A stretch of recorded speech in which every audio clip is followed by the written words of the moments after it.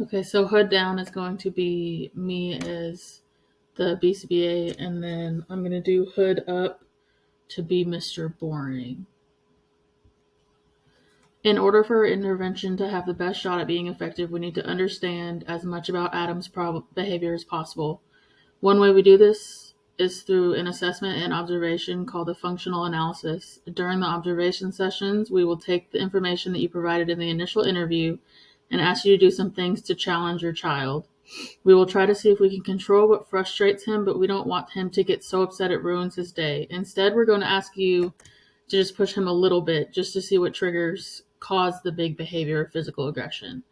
Ultimately, what we're trying to do is turn on and turn off Adam's challenging behaviors. The whole point of this technique is to verify that we have control over the things that influence Adam's behavior altogether. If we do, that's good news because that means we may be able to adjust some things in Adam's environment to hopefully improve his behavior and ultimately his quality of life. That said, the things we're asking you to do may seem strange, as if we're rewarding Adam for his challenging behavior or we are causing him distress on purpose. We have two strategies that hopefully will help everyone feel comfortable moving forward. First, as soon as we see Adam is starting to get upset, we're going to ask you to quickly withdraw the trigger, which means we don't really need to push him all the way to his most challenging behavior. Second, if you or Adam at any point feel overwhelmed or unsafe, we can terminate the assessment. Plus, we will also be giving your child some play breaks to try to make this appointment less stressful if needed. Does this make sense to you so far, Mr. Boring? Is there anything you may need further clarification on so far? Yes, this makes sense to me so far. From what I've gathered, the goal of this observation is to see if we can make Adam's aggression happen, and so that we can figure out how to change his behavior for the better. Do I have it right as what you've told me? Essentially, yes, that is what we're trying to accomplish. Triggering your child's challenging behavior can be difficult, so we want to make it as easy as possible by not letting him get too upset. During our first appointment, we discussed some of the big and small behaviors that caused you to seek out therapy for your child. At the end of that appointment, we settled on the first challenging behavior we want to address. One of Adam's most concerning behaviors is physical aggression. In his case, this is defined as any instance that Adam grabs or attempts to grab another individual and hits or scratches or attempts to hit or scratch any body part of that other individual. Some examples of this could include grabbing another's body part like their arm and not letting go, open hand slapping, and scratching with or without nails. Some non-examples would be giving another person a high five, a fist bump, or a hug. We also discussed the small behaviors that your child might have that leads up to that big behavior of physical aggression. These behaviors are mainly grunting, which is any instance that Adam engages in making a guttural noise that does not produce an actual word or request, and neck tapping, which is when Adam has an open hand and taps his neck with the side of his open hand, leaving no marks. In order to help this observation to be as safe as possible, we're just going to try to trigger those small behaviors. And as soon as we see Adam starting to get upset, I want you to stop triggering that behavior. We will discuss more about those specific triggers next. I want to check and make sure that this makes sense to you. I know this is a lot of information to take in all at one time. Could you summarize what turning on behaviors is for me and when we will stop triggering these behaviors or turn them off? Yes, I can do that. So turning on behaviors is essentially just me trying to cause Adam to become upset or angry so that we can see if he starts to grunt or tap his neck. But when he starts to do one of those things, you want me to stop doing whatever it is I'm doing to cause him to engage in those things in the first place.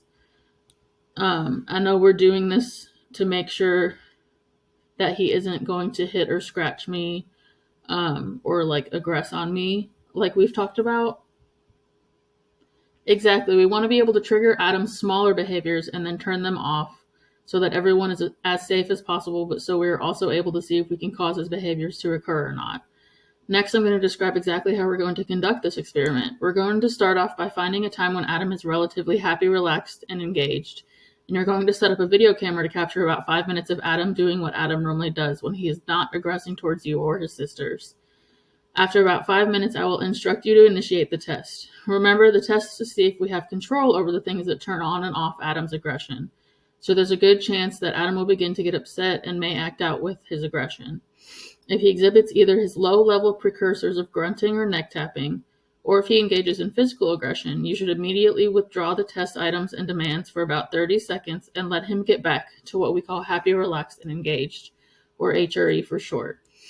After about 30 seconds of HRE, we're going to reintroduce the test conditions and maintain them unless and until he engages in the precursors or aggression again.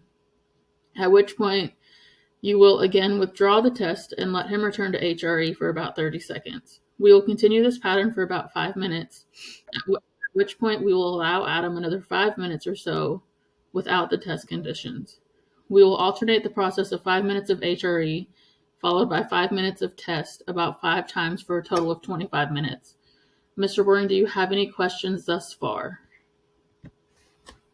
No, I don't have any questions. From what I gather, we want to alternate between Adam playing with his Rubik's Cube or like watching TV to having me interrupt him having fun and causing him to engage in his grunting or physical aggression behaviors.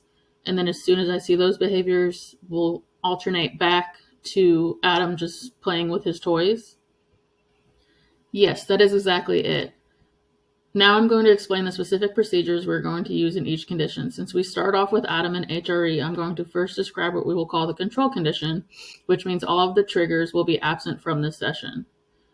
When you talked about some of the times Adam has had difficult behavior, there were 2 things that stood out. The first was that his aggression seemed to be linked to getting or maintaining access to things, either items like his iPad or Rubik's Cube, or escaping activities like chores or hygiene.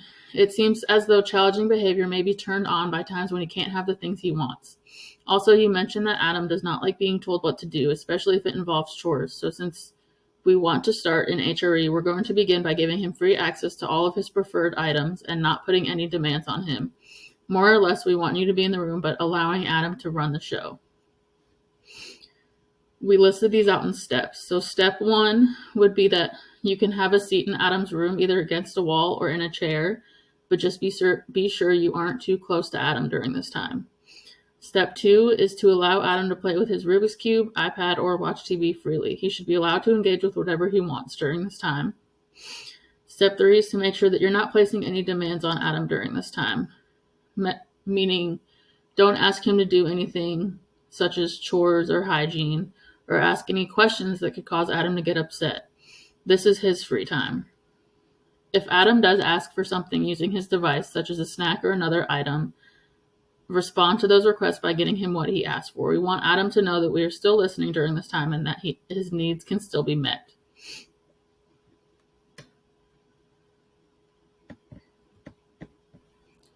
So during this control time, we're just letting Adam do what he wants in order to remain happy. That is exactly what we're doing. Next, we're going to talk about the escape test. So these are also listed out in steps. So step 1 is to stand up from where you're sitting and walk over to where Adam is. Step 2, you're going to tell Adam that it's time to turn the TV off, put the Rubik's Cube down, or etc. Whatever he is engaging in at the time, have him stop engaging in that activity.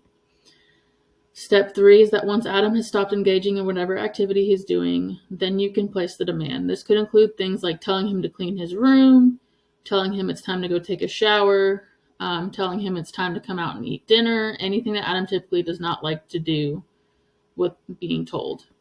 Step 4, as soon as Adam begins to engage in those low-level behaviors like grunting or neck tapping, or even starts to engage in physical aggression, remove any demands you have placed and let him go back to playing with his Rubik's Cube, watching TV, etc. I want to make sure that all of the steps and conditions make sense to you, Mr. Boring. So during the control condition, I'll just let Adam play as he normally does, and whenever I start a test condition is when I stop letting Adam play with his toys or watch TV, and I'll tell him that's time to go take a shower or go eat dinner at the table or something like that. And then when I see him starting to get upset or make his grunting noises, I'll immediately just give him his toys back and let him continue playing or watching TV. That's right. We want to alternate between the 2 conditions and ensure we're going back to the control condition before Adam starts to engage in physical aggression. Great. You've done an excellent job summarizing the procedures of the assessment and asking important questions. Hopefully I've done a good job answering your questions and addressing any concerns you might have, but I'd like to give you another chance to look over the materials and ask any other questions you might have.